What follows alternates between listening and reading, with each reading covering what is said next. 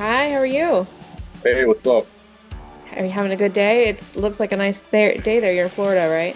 Yeah, I'm in Miami, Florida. Nice.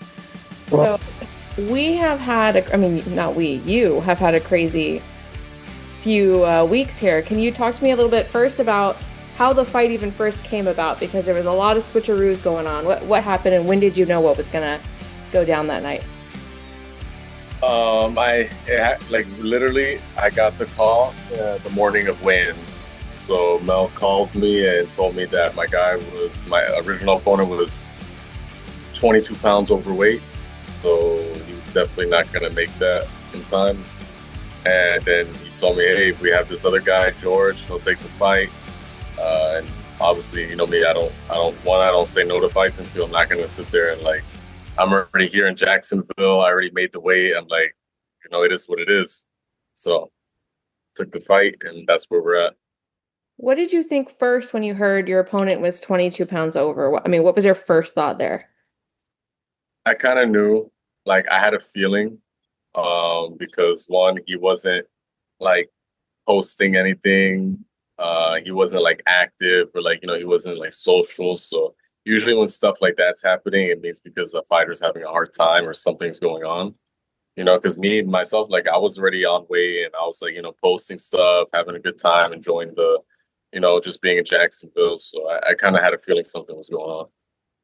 Did you ever hear anything about why? I mean, you don't have to say if you heard anything private, but why somebody could be that far over because, sometimes you hear 1 or 2 pounds, but 22 is a lot. It's almost like Um, you didn't cut at so all. so me, I don't really care. Like, I like I was gonna have a fight. I knew Mel was gonna get me a fight either way, so I really didn't care. I mean, that's on him. But I know what everyone else was saying was like he'd even try to make weight. He possibly just didn't want to fight me, and he possibly just wanted like a free trip. Because he's from UK, I believe. So maybe he just wanted a free trip to come out and relax. And it's like, fuck it, I'm just gonna be 22 pounds over and tell them the day of the weigh-ins. And maybe they'll just let me or they'll make the fight just not for a title and they'll let me be 22 pounds or something. I don't know, but that's what I could take a guess at. So then what were your thoughts when you got your new opponent? I mean, was there any worry that you wouldn't be able to fight at all, that maybe the fight would just be scrapped? No, because Mel called me right away and he told me it's like I don't call you unless I have a solution. So he's like, this is the guy. And I was like, all right, cool, sounds good. And then there we go. That was the fight. How do you make a switch like that? Do you have to change a game plan, or are you building a game plan that doesn't revolve around your opponent so much? No, if you want me to be honest with you, like this was like a last minute thing. We just went in and fought. I just went and fought and made adjustments in the middle. I have a good coach, so in every round he was telling me what to do and how to adjust. So it's basically it. Sometimes I hear fighters say that they kind of prefer that, where, like you said, you just go in there and fight. You don't have weeks and weeks and weeks thinking about this person and overthinking about it or overtraining. I mean, obviously you were preparing for someone else, so it wasn't quite the same. But do you like that going in a little, no, I wouldn't say unprepared, but Mm, I mean, I just don't think about it. Like, like a fight's a fight. Like, like if I get into a street fight right now, like I'm not gonna know who I'm fighting or, I mean, obviously it's a little different because I'm going against trained athletes. But I'm saying like, you're like a fight's a fight. Like you're never really gonna know. Like, especially like you could go watch a fight that the guy had from 8 months ago, right? You study all this time for something that he fought just like that, but you don't know how he changed in 8 months. He could be a totally different fighter. Everything that you're practicing for, if so it's better just like you just got to be a well trained fighter all around to be able to handle stuff in the moment of a fight. And that's literally what I'm good at. and you had a big moment right after the fight too. Can you talk to me about that? Yeah, I proposed to now my fiance, Kaylin. Um, she's been there. She plays a big role in my fights. And she cooks for me. She makes sure that I'm healing properly. She makes sure that she pushes me to train every day. Um, she's just all around a good woman to me. And I feel like, like when when you need that woman by your side and that you want her to be with you. And she always, good and bad, she's always with me. Um, and she's just always supporting me. And it's like she's a very genuine woman. Like she doesn't ask me for anything. She doesn't ask. She does everything without asking for stuff in return. You know, she doesn't Right. expect nothing in return. Like, and she tells me like, if you were to stop fighting right now, if you were to lose everything right now, I'm still gonna be by your side. So it's like, how could I not want, to be with a woman like that? Did you plan on doing that? Like, did you always know that that was going to be the night you did it? Yeah, I did. I've always I, wondered, what if you had lost? Would you have st like, would you still have done it, or would you have waited? no, I would have did it, just not in that moment, because that would have been George's moment. So I'm not gonna sit there and do, that wouldn't be the right moment, but I would still did it, probably in our hotel, or I would have planned a different scenario. I would have planned it a different way, but it went the way I planned, so that's good. Yeah. So what felt better, the belt or the ring? I guess Um, you don't have your ring yet, so I guess was she more no, excited about the belt or the ring? she was excited about the ring. She was definitely excited. Like, she expressed to me that she was, so happy, but she was more worried about me. Worried that I was no okay after the fight, because I had a couple cuts and I wasn't feeling too good. But she was more worried about me. And then she soaked it all in after she knew I was okay. Yeah. And I know Now it she's like now she's like flashing her ring and doing all that stuff. yeah. So I know it hasn't been that long, but everybody wants to know when you're going to fight again. What's the goal for when you'll fight again? I know that's way too soon probably to have anything booked, but no, I kind of have an idea. I'm possibly in November I could be fighting to defend my title. I'm not going to go too much into details about it, because I got to wait for like Mel and Mike and all those guys to announce certain things. But it's looking like it could be November. Not too sure yet. and also I believe you've made history because you're the first person to hold a title in BKFC and BKB. I It, am. does I that am. feel like extra special, or was it something that you didn't even realize till somebody pointed it out to you? No, no. My coach always, he always reminded me, he's like, listen, you could be the first one to do it. You could hold the BKFC title and the BKB title. I know it's not. I guess because maybe I haven't did too many interviews, and the word hasn't really got around and stuff like that. But yeah, it's a great achievement for myself. I'm just, I don't know. I guess that I don't go around boasting it, and acting like, I'm a pretty humble guy. Like, I know I achieved something like nobody has done before, but I always feel like, and that's something my coach always told me, like, I need to relax on. I always feel like I never do enough. I don't know if it just keeps me more hungry and keeps me pushing, but like even when I got back, I feel like I didn't really achieve anything. Like, and I felt like there was still something missing that I had to do. Um, which I know is like, I still like, I need to appreciate like the moment, and like my achievements. But I don't know. I never feel like it's enough. I never feel like I do enough. So it's weird. What did you think of the Trigon the first time you fought in it? How different was that for you? I loved it. Like, I loved it. It felt like a box. Like, I don't know if you when I could go back and watch my fight. Like, I I I felt like I didn't perform that well, right? Because I said it even on the mic. I said that I feel like I didn't perform well. When I look back, like, just the little details, like, I move well in the trigon. Like, I treat it. It feels like a boxing ring, even though it's a triangle. But like, just from the ropes, I could use like there's little details that I use in the trigon. Like, when I want to take just an extra inch back more, I can use the ropes to lean back on more, just to make my opponent miss just that little bit. And the BKFC ring, you can't do that, because it's just hard. It's hard. It's like metal ropes. So there's certain things, and I move pretty well in it. It just feels overall like just a great ring to be in. Do you remember? I always like to ask people, all the fighters I interview, do you remember the first time you threw a punch?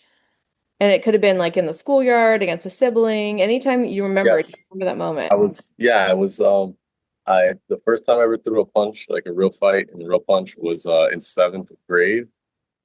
I was on the football team, and it was against one of my teammates. It was an older kid, it's like eighth grade, and I remember we got into a fight, and that was the first time I ever threw a punch. And I remember that's in seventh grade. That's when I thought about boxing. Like, I wanted to box. Really?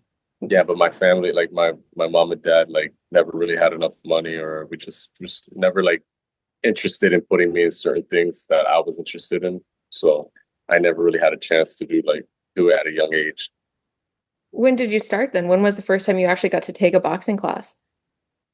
17 years old, I walked into a boxing gym. It was Pembroke Pines Powell.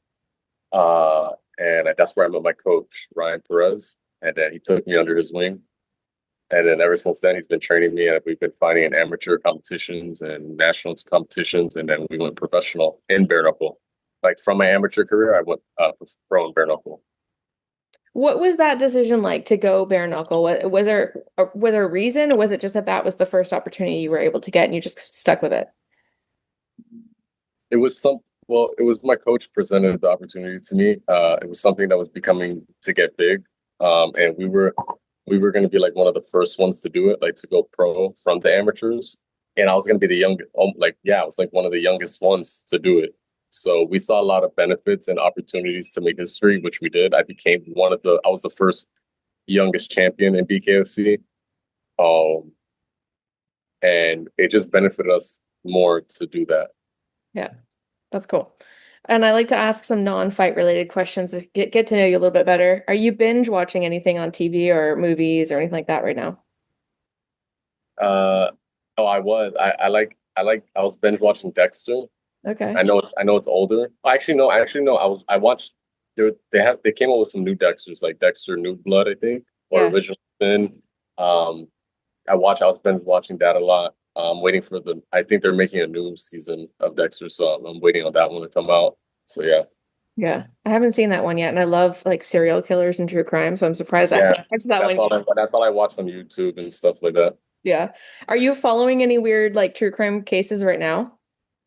Not right now. Like I'll just go on YouTube. Like all my YouTube recommendations are just like interrogations, murder mysteries, like stuff like that. So I just watch a bunch of stuff. Yeah. So when you were a kid, what did you want to be when you grew up? Maybe before you realized you wanted to be a boxer. Was there something that you wanted to be? Yeah, I wanted to become I when I was in high school, I wanted to go to the Marines. Okay.